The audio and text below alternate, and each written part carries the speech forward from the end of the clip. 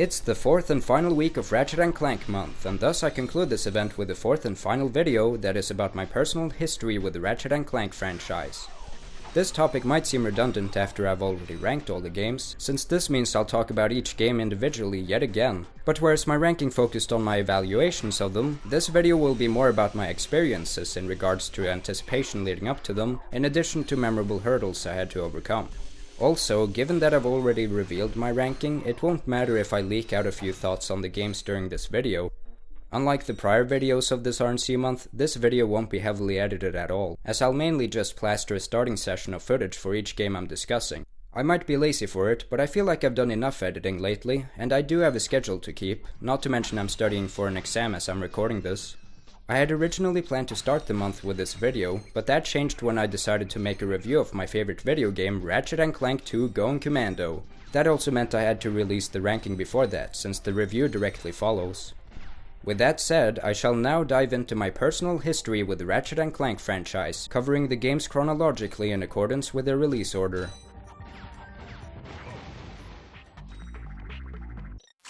I was fortunate enough to start the series with the original Ratchet Clank without needing to backtrack, which is one of the many big reasons I hold this franchise so near and dear to me.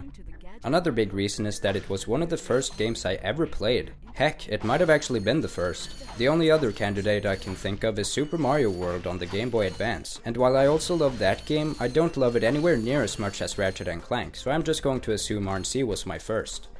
My brother and I got it for Christmas of 2002, so only a month after it had released.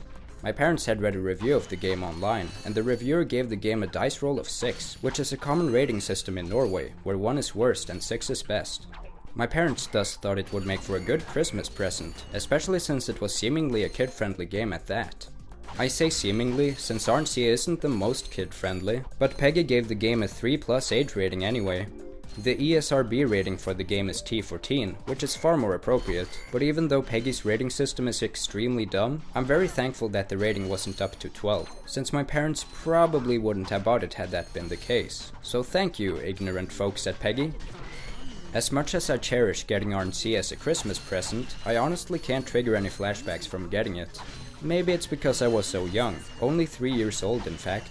I do remember that my brother and I had a fun time playing it though, even though I really sucked at the game. Like many other children, I too couldn't get past the sewer section in Blackwater City on planet Rilgar, which my brother was thankfully able to, so he enabled me to continue. I swear, for as much as I tormented him throughout our childhoods, he would still always help me out with games I found hard. What a good big brother. Because I couldn't get past the sewer section for a while, there was this great mystery to me of what was on the other side of the hoverboard area. I could after all see the place through a door, and that made me so damn curious to explore it and find out what the game would offer next. I wasn't able to beat Rec for a while either, which I don't think I did before I was maybe about 7 years old, which seems insane since the PS2 sequels had already come out by then, so you can imagine me being extremely satisfied when I finally managed to beat him on my own, without my brother's help. I eventually got all of the 40 gold bolts in the game, but I didn't truly complete it 100% until the HD trilogy, and even then, I think it still took me some years. Nowadays, however, I can quite easily fully complete the game in just a few days, and I have absolutely no troubles with the aforementioned sewer section and the final boss fight anymore. It's crazy how things change over time. I'd played the shit out of this game throughout my whole life, but unlike now, I used to be very bad at taking care of physical media. The DVD for my first copy of Ratchet Clank unfortunately got so scratched up that it eventually broke, which tended to happen to a lot of the discs I owned. I still have a lot of old discs that contain scratch marks, which makes me question why the hell I used to be so reckless with my collection back in the day, especially since I take such good care of it nowadays as an avid collector of physical media. However, my recklessness didn't stop there, not in the slightest, as my second disc for the game eventually broke as well, and so did the third. I didn't give up there though, since I needed to own what was at that point my absolute favorite game. I sadly couldn't find the original RNC in stores anymore, but my father took care of that and we ordered a copy of the game from America. You might be able to tell where this is going. I was so excited when I finally got the game again, but when I inserted the disc into my PS2, it didn't fucking work. I was only confused at first, but that confusion quickly turned into anger as I found out I wouldn't be able to play the game, and I became completely furious. I seriously cried after being cock-blocked several times by the PS2's stupid region lock. In fact, I got so angry that I completely disregarded the box art and tore it off the cover, which in retrospect I so wish I hadn't done. I fortunately still have the disc, but having the American cover would have also been really nice. Sometime later, a miracle happened. My brother actually found one of the scratched up discs of the original RNC, and it somehow worked, despite containing plenty of marks. I was so happy to find that out, and it's still functioning today, although it does freeze up every now and then. Minus the HD collection, I have owned 4 damn copies of the same game, but of course for good reason. It used to be my favorite game, it's my 3rd favorite at the moment, and it might have been the first game I ever played, so of course I would do anything to still be able to play it. My favorite RNC game didn't actually change until I played A Crack in Time, which remained my favorite game for over half a decade, until I got a new favorite in either late 2015 or early 2016. That transitions perfectly into the next game I'm going to talk about, which is Ratchet Clank 2 Going Commando.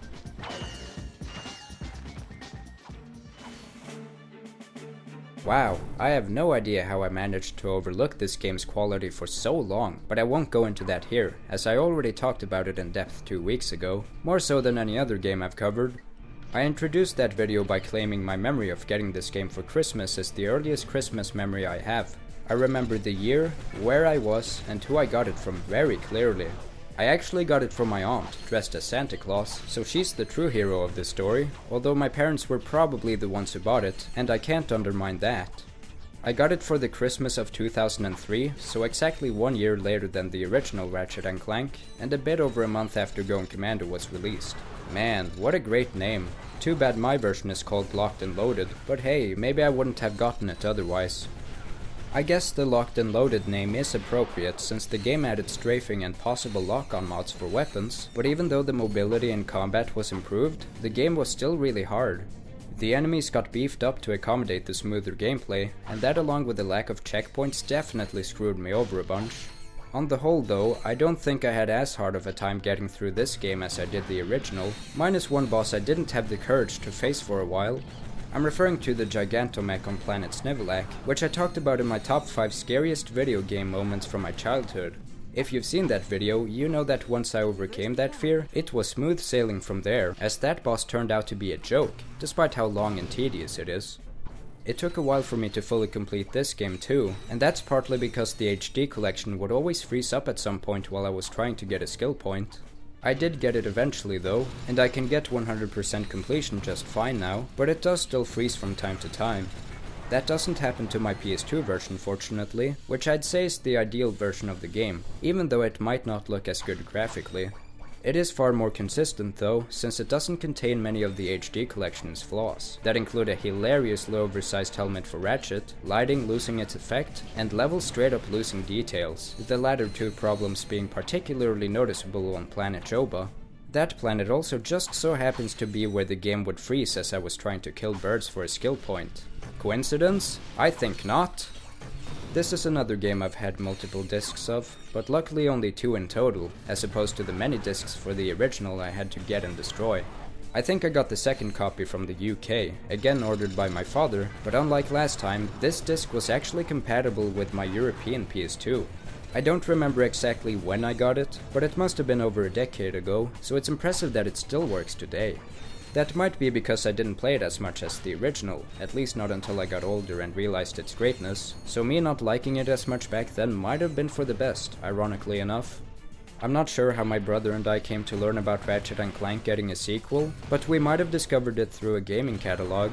That's how we knew about the next PS2 installments before they released. Thank God for those, am I right? Either that, or my parents found out about it, in which case, bless them.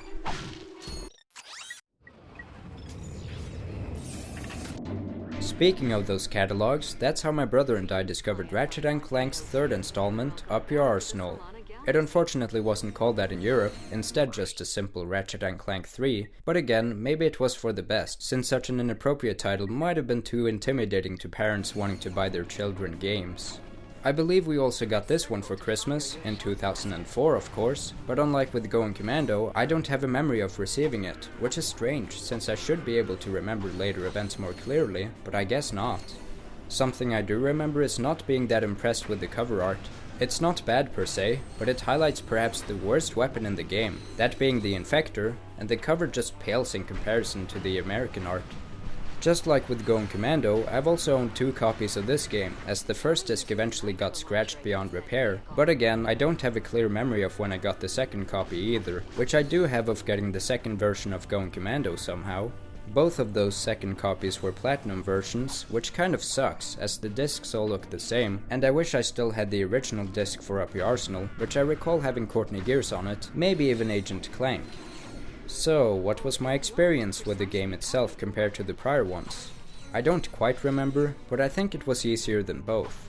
I know for sure it is today at least, as it's overall just a smoother experience, but it still has some unforgiving checkpoints that definitely halted my progression at many points. Dr. Nefarious wasn't quite as hard to beat as Chairman Drek, but was definitely way tougher than the mutant Protopet, which was an absolute joke in terms of difficulty, even when I was just a child. I definitely struggled a lot against Nefarious though, and still sometimes do if I don't have the right weapons or upgrades. I remember having a literal blast with the multiplayer, which I often played by myself, but also with my brother and sometimes friends. My brother eventually didn't want to play the multiplayer anymore, since he switched entirely to PC, so that was a shame, but it's still a fun time by myself. Up Your Arsenal was my 3rd favorite video game for quite some time, but eventually dropped to 5th after realizing I prefer some other RNCs. It stayed there for some years, until recently when I decided it's currently number 4. Either way, I can't see it escaping top 5 to 3.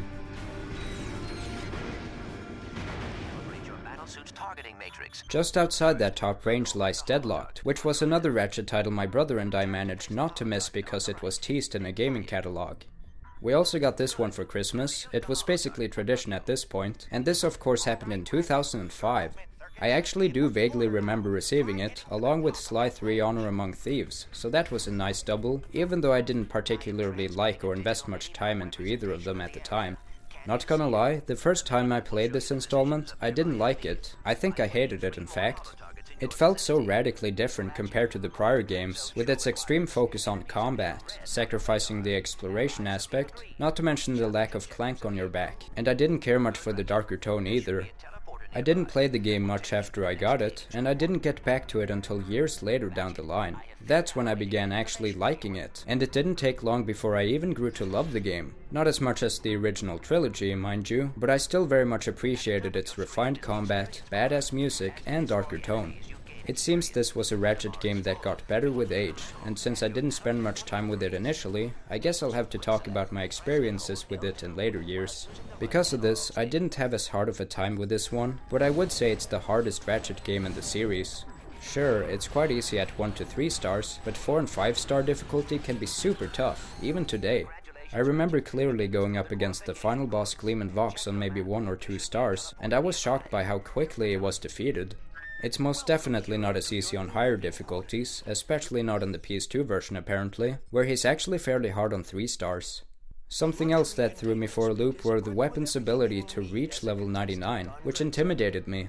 I thought it would take ages to reach that level with every weapon, but it actually takes about as long as maxing out weapons in other full-length Ratchet games. I barely tried out the multiplayer for this game, but I have played the co-op sometimes with my brother, which was so much fun, easily the best co-op experience RNC has to offer, simply because Deadlocked is much better than the likes of All for One and Full Frontal Assault. With this game, I finally did it. I managed to protect my single copy for the game, that still works today, 15 years later.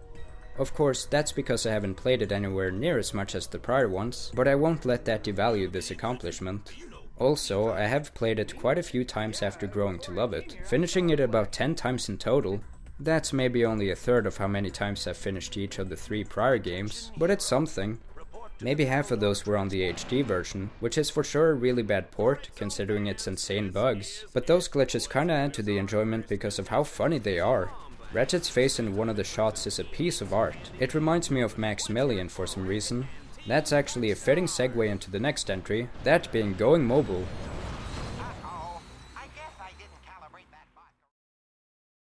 Going Mobile was a really special case, and I'm surprised my brother and I managed to get our hands on it.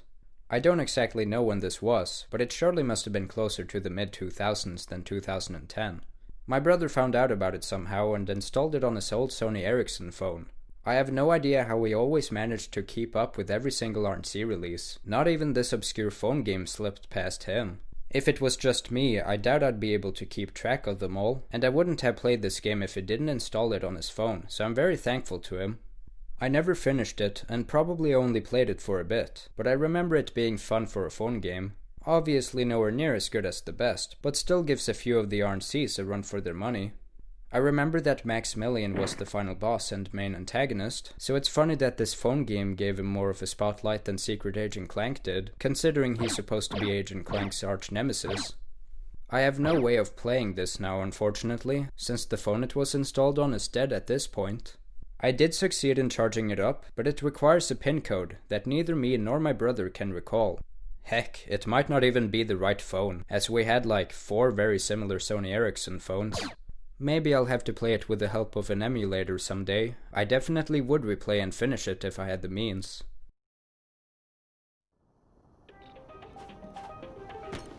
Size Matters was probably the first RNC game to break my streak of playing the games chronologically, either that or going mobile, but unlike that phone game, I didn't play Size Matters anywhere close to its release, that being 2007, or 2008 since I have the PS2 version.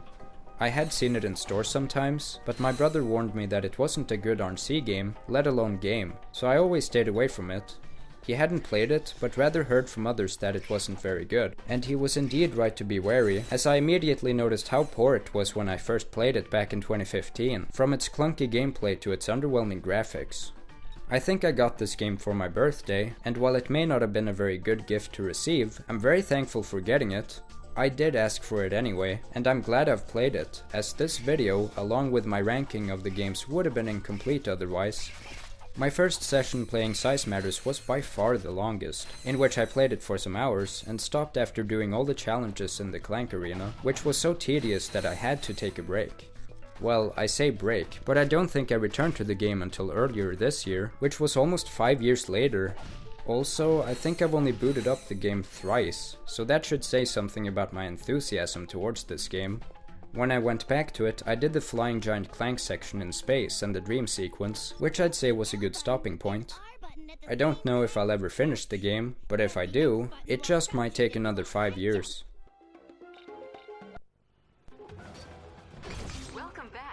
To probably no one's surprise, Tools of Destruction was also a game I got for Christmas, this time in 2007. Something that might come as a surprise, however, is that I didn't discover it through a gaming catalog, but rather a trailer on YouTube. Yes, the internet was slowly but surely taking over, and I was wowed by that trailer. I mean, who wouldn't be? This was after all the first RNC game to be made for a stronger console. That being said, I still somehow didn't notice much of a difference when I first played it, oddly enough. I guess that just goes to show how seamless the generational transition was, but I did notice the difference when I revisited the PS2 games. It was a weird but intriguing experience seeing the series evolve so much with this game, not just in the high-def Metropolis and models of older characters, but also all the new stuff and lore that was introduced by this game. It opened up many possibilities, which was very exciting to me. I don't think I had a very tough time with this game, since I was much older by this point, plus it's not as hard as most of the PS2 games, at least not until Challenge Mode. I suppose it makes sense given the name of the mode, but almost every RNC has it, and their challenge modes are usually way easier than their normal run, since it carries over all the weapons, armors and experience you've gained. What makes this game's challenge mode hard is that you die in just a few hits, no matter how strong your armor is, which I always found weird. What's even weirder is that it seems to fix itself with the next challenge mode playthrough, but it then just becomes far too easy, especially since you might have an upgraded Rhino 4 and the Golden Groovatron at that point. The Golden Groovatron, by the way, was like a legend to me back in the day, since I never had enough Raritanium to afford it, which is funny in retrospect, given how easy it is to get millions of them nowadays. What's not as easy, however, is getting the skill point where you have to make every enemy dance, which shouldn't be a problem with the infinite use of the Golden Groovatron, but it's still easy to miss some. I've gotten anxiety a few times from not getting that skill point, only to realize I need to use a Groovatron on an enemy that I morphed into a dumb penguin. The cliffhanger ending where Clank got kidnapped was very shocking to me and felt like I had lost a friend, so I was certainly impatient for the next installments of the future series.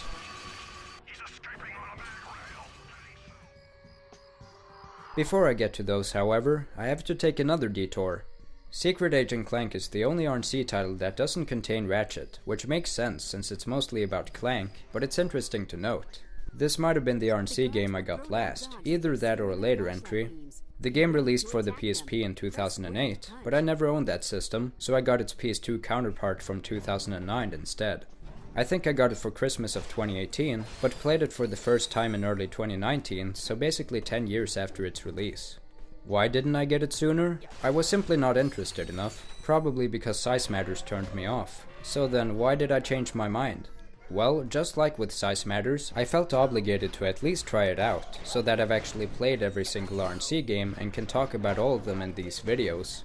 Of course, I was also curious to find out how it plays, and I did end up liking it more than size matters, so I did get something good out of it. The way I played Secret Agent Clank was eerily similar to how I went about size matters, only giving it a few sessions, the first being longer than the rest, not to mention there being significant breaks in between, although obviously nowhere near as long. I compare Secret Agent Clank to size matters a lot, but why wouldn't I? Both were made by High Impact Games, and both are PS2 ports of PSP games. Also, like size matters, I've only put a few hours into it and won't finish it anytime soon. Maybe in 5 years, who knows.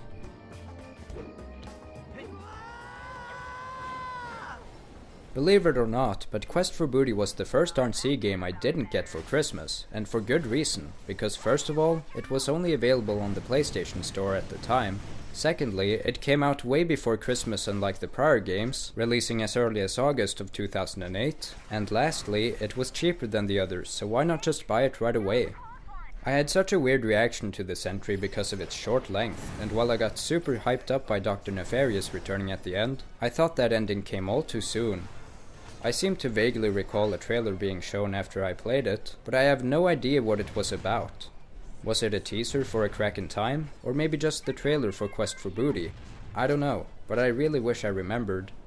I unfortunately can't go back to my original downloaded version of it, as it was on a previous PS3 that eventually broke, and maybe I would find that trailer by getting it digitally again, but I wouldn't waste my money on that, since I already have the physical version, which I think I got back in 2012.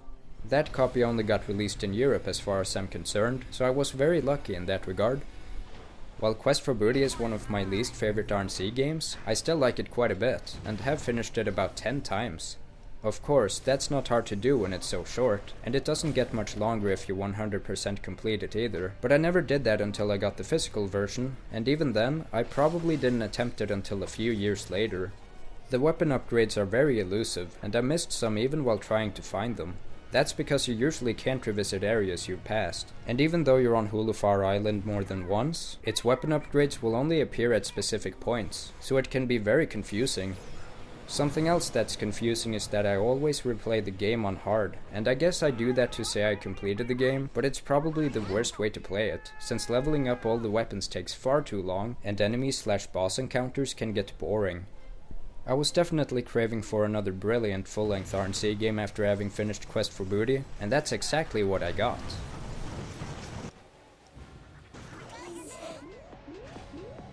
My first memory of A Crack in Time was seeing a slot for it on the PlayStation Store some months before its release, and its thumbnail was of the ship Aphelion, so I was wondering if it was just gonna be a flight simulator, and while you do fly a lot, I'm glad it wasn't the whole game. This was when I started paying closer attention to RNC games before their launch, without much help from my brother this time. I would watch many trailers of this game and probably rewatch them over and over. I didn't catch all the news though, far from it, as A Crack in Time had such vast marketing, so I missed the fan weapon contest for example. I'm glad I caught the PlayStation Store demo though, which took place on Planet Lumos. That demo blew me away and I had so much fun with it. I'm pretty sure the weapons were set at either level 3 or 4, since it didn't take long to fully upgrade them, and I vividly remember being very surprised when I saw the Sonic Eruptor's evolved form. What a unique weapon that is. Something I wasn't told that would have been very handy to know about was the European release date, so I followed the American one instead, meaning I thought the game would release on October 27th, when it actually dropped on the 6th of November for my unprivileged European self. So impatient little me had to wait over a week in annoying confusion. I actually asked my parents to go to the store just about every day to see if the game had come out, so I'm sorry about that, but it was highly appreciated. It wasn't until I saw a commercial for A Crack in Time on TV that I knew it was out, and my dad brought it not long after. That was pretty much one of the happiest moments of my life, and I immediately fell in love with the game when I played it. I remember that me and my brother had to take turns playing it, which was annoying but understandable. I don't remember exactly when I got the platinum for this game, but I'm pretty sure it was my first, which is a truly special platinum debut. Like many others, I too had problems getting the trophy for reaching 10,000 points in my Blaster Runs Hot, but that's really easy to me nowadays. I actually got more than 30,000 points once. The rest of the game is also pretty easy, unless you go hardcore, where post-game Lord Vorsalon might be the hardest boss fight in the series, even with the Rhino 5. That Rhino is admittedly weak compared to other Rhinos, but it still feels satisfying to use, has an awesome model, and up to 3,000 ammo. It also plays the 1812 Overture, and that music played in the trailer it was revealed in, and even though it wasn't confirmed to be the Rhino at that point, I instantly knew that it would, given its size and function. Something I regret dearly is looking up the final boss due to my impatience, which is like the one final boss in the series that shouldn't be spoiled, since that meant I not only knew that Azimuth would eventually betray Ratchet, but also that Ratchet would be saved after getting killed by him. So yeah, big mistake there. I for some reason used to look up final bosses before the games released, although I don't have clear flashbacks of doing that for previous RNC games. I think I did that for All for One though.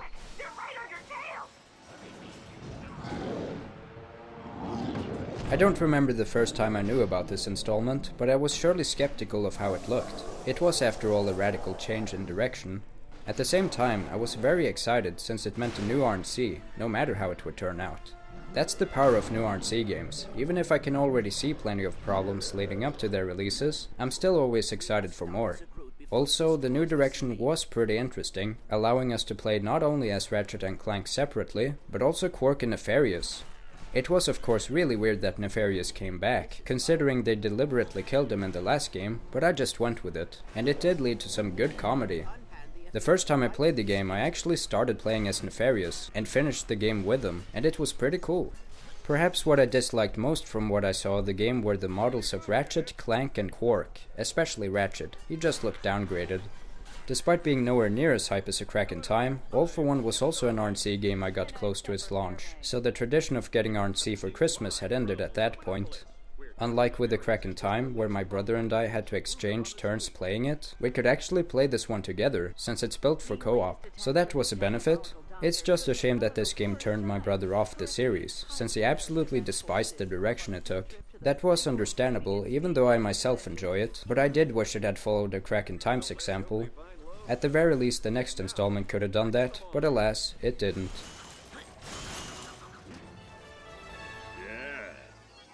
Just like the two prior games, I didn't get Full Frontal Assault for Christmas either, but interestingly enough, I actually got it after. Rather than getting it in November of 2012, I think I bought it in February of 2013, so that's pretty wild. I usually can't wait for new installments in the series, regardless of their quality, but this one was apparently so uninteresting that I didn't mind waiting 3 whole months to get it. It's no secret that I wasn't too keen on it, as it seemed to follow All for One's example in several ways.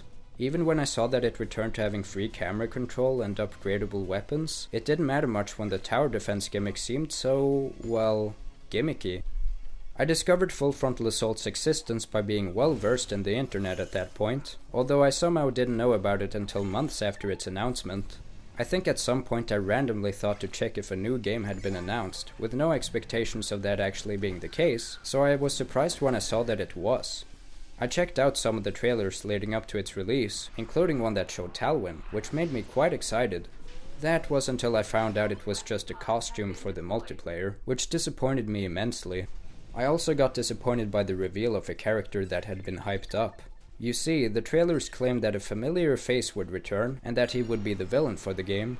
This led many to believe, including myself, that it could potentially be Chairman Drek or the Thug Leader, both of which would have been very impactful comebacks, but instead it was Stuart Sergo? You only met this insignificant side character if you went out of your way in going Commando, which makes me question if I even knew who he was. I had after all not completed the game at that point, so I might not even have known about him, and even if I did, I'm sure plenty of others didn't, so it was a weird and disappointing reveal to say the least, especially considering how bad he turned out as a character. The rest of the game pretty much followed suit, ending up as the worst Insomniac-made RNC game, which really didn't help after the detour All for One took.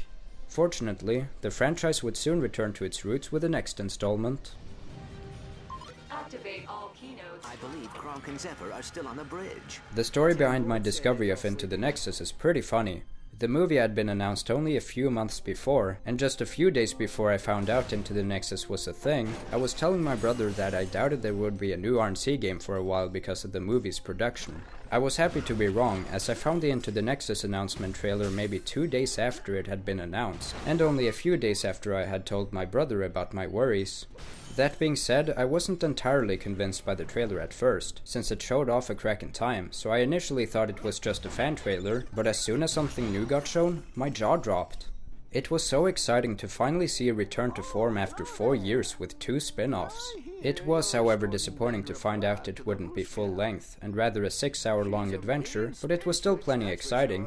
Into the Nexus was actually the first game I ever pre-ordered, and out of the 2 pre-order experiences I've had, this one was the most disappointing by far. It was ridiculously overpriced, at least I was told that it was when I started pre-ordering it, but it probably got its price lowered when the store realized its amount of content. The worst thing about it though was that it didn't even include the pre-order bonus, that being the Volcanux armor, so that was upsetting. The sour icing on the cake was that the game wasn't bundled with Quest for Booty, which I did already have, physically even, but considering how heavily advertised that bundle was, it was disappointing to find out my copy didn't even include that. So all I ended up with was an overpriced 6-hour game I pre-ordered, with nothing else, which made me a lot more cautious when it comes to pre-ordering, so at least there was that to take away from it. I asked my brother to pick up this copy with his moped, on one condition, that he would get to play it first, which I accepted since it was supposed to be such a short game after all. Every time I walked by him playing, I would block the view of the screen, but I do remember briefly seeing the final boss, Mr. I. That didn't really ruin anything though, and I've spoiled myself on other final bosses before anyway, and in much greater detail. Like I've said, this game was a return to form, which didn't just include the gameplay structure of earlier titles, but also more obscure things like the Raritanium upgrading system, and even weapon testing and gold weapons that hadn't been seen since the PS2 days, so it was cool to see those things return as well. And the additions were cool too, especially the jetpack, which thankfully returned in Insomniac's next RNC. Zeph, are you in here? Down here! Before getting into that, however, there's Before the Nexus, which ironically enough came after Into the Nexus, but only by a month. This might have been the last RNC I played, which I'm pretty sure I first tried out last year, probably after Secret Agent Clank, since that one I played at the very start of 2019. I couldn't download it for the longest time on my phone, since it wasn't on the Play Store, not on my phone at least. It was however possible to download it off of the Play Store website or whatever, so that was weird. You could apparently transfer your Raritanium from this game to Into the Nexus, and while that is neat and all, I had absolutely no interest to. I played this game for a bit, over a few sessions, but I haven't touched it much overall. I got a new phone last year for Christmas, and I only have it downloaded on my old phone, plus I don't think I care to download it on my new phone, so there's that. As usual, there's not much to say about this one, so I'll just move along. Does that ship look mag-lifted to you? At the moment, this RNC game is the last to have been released, and the cool thing was that back when it got announced, I had great control over gaming news, especially in regards to my favorite franchise. That meant instead of waiting months, weeks, or even just a few days, I actually knew about Ratchet Clank PS4 the second it got announced, and I can recall many other news leading up to it. I remember it being kind of nonchalantly announced at the Sony E3 of 2014, which made me pretty excited, but it being based on the movie as well as the original made it hard to tell what to expect, especially since there was no trailer to back it up. That trailer didn't appear until June 10th of 2015, only 2 days before my birthday, and what an early birthday present that was. Well, it would have been cooler had it been part of the E3 press conference, but hey, it was nice to get a tease before that, and Sony's conference that year stood on its own regardless. This trailer showed off so many things, and I was stunned by the recreations of the locations from the original. I only got more and more excited for its release as it came closer, and I watched every trailer, gameplay showcase, and what have you. Other than Into the Nexus, this is the only game I've ever pre-ordered, and it went much smoother this time. I actually carefully checked to see if the stores had the pre-order bonus, which some didn't, so good thing I checked, and I got the bouncer just like I wanted. That was a neat pick for the bonus, by the way, even though it shouldn't have been a bonus in the first place. It's a very overpowered weapon, especially considering you can get it near the start of the game, but I myself always wait to buy it until maybe Core 2, since that feels a lot more natural and less broken. Because I pre-ordered the game, I actually got it one day before its actual release date, so that was amazing, although it sucked that the European release date was the 20th of April and not the 12th. Having to wait a week made me really impatient, but I tried as best as I could to avoid too many spoilers. While I'm quite apprehensive towards the game nowadays, I had a blast playing it 4 years ago. It was so much fun, and the gameplay still is, to be fair. Also, regardless of how I came to perceive it in later years, I very much cherished the anticipation leading up to it, not just because of how fun it was to finally follow news about a new RNC game consistently, but also because it led to many lasting friendships. The trailer it got in 2015 was around the time I started engaging in Facebook groups related to the franchise, and it's through those that I met some of my best online friends, that I still chat with on the regular, whether it be RNC, gaming as a whole, or anything else.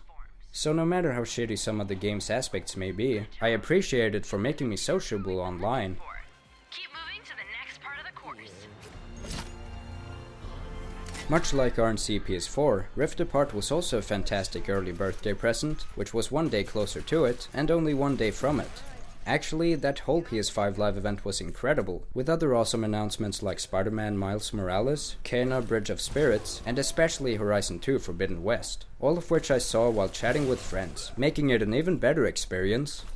Rift Apart still hasn't come out yet, so I can only speak of its build-up, and it has been great. The gameplay and visuals look absolutely superb, like you'd expect from this series, but there's now also a big focus on insane loading speeds, which seems to make for a unique experience.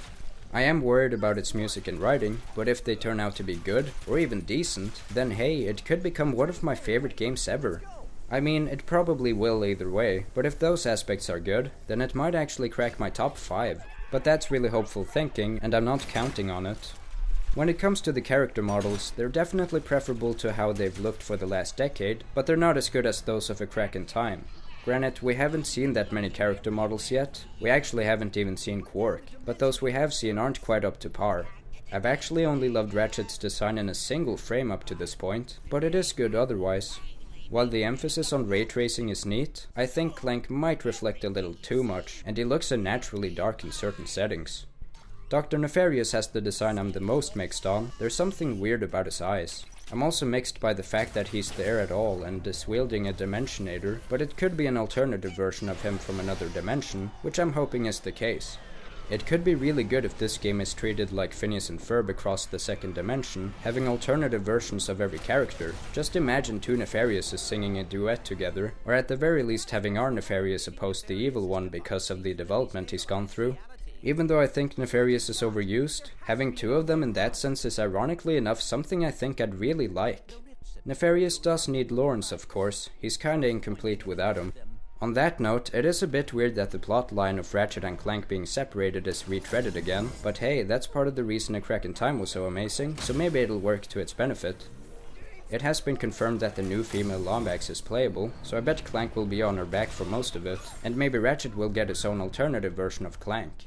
That female Lombax should also open up the way to many other possibilities in terms of story, and I'm very intrigued as to what her role will be. The title Rift Apart cleverly relates to the duo's separation, while also being yet again another double entendre, which is great. Rifty, a new one, may be missed title potential, but it would be amazing if the Rhino is called that and has dimensional functions. I'm also really hoping there'll be another Insomniac Museum. Those are always extremely exciting and boost the lasting appeal of the games that include one. No matter how it turns out, I'm still super excited for the return of my favorite franchise. Ratchet and Clank! That was my personal history with the Ratchet and Clank franchise. As you can see, my history with this franchise has seen many advancements with time. I did get into it at a very young age after all, and back then I was neither well versed with the internet, nor was I well versed in anything really. I could barely keep up with the releases of every game, and I often had to rely on my brother to discover the news for me. I did eventually grow to find these things out independently though, not only because I pretty much breathe the internet, but also because I have a bunch of friends to keep me updated. I've also gotten a lot better at taking care of my physical media, and I stopped needing multiple discs of RNC games after Up Your Arsenal, at least for the time being. No matter the game's quality, I've stuck with this lovely franchise for about 18 years, seeing it grow into adulthood, and I will continue to follow its future endeavors. And with that ends Ratchet Clank Month. This was a really demanding, but also really rewarding project, and I'm really glad I went through with it. My channel has never been this active, so releasing 4 videos weekly within a month, with most of them taking really long to produce, is quite the accomplishment. It gave my channel a bit of a boost too, gaining about 10 to 20 subscribers way faster than I ever have before, and these videos' view counts have been bigger than usual. I also got a bunch of lovely comments, so thank you to everyone who tuned in, I really appreciate it. I suppose the question remains, will there be another RNC month next year? I want that to be the case, although those videos probably won't be as ambitious as these were, as some of these were quite encompassing. I'll probably also cease releasing monthly content, but that shouldn't mean I'll be super inactive, like I was in 2016. I'm thinking it'll be more like 2018, where I released more than 10 videos, but not monthly, and not quite as much as I did this year. Either way, it should be good, especially if I do execute another RNC month. On that note, Ratchet Clank Month 2020 is over. I'm Arcadon, and hopefully, you'll see me next time!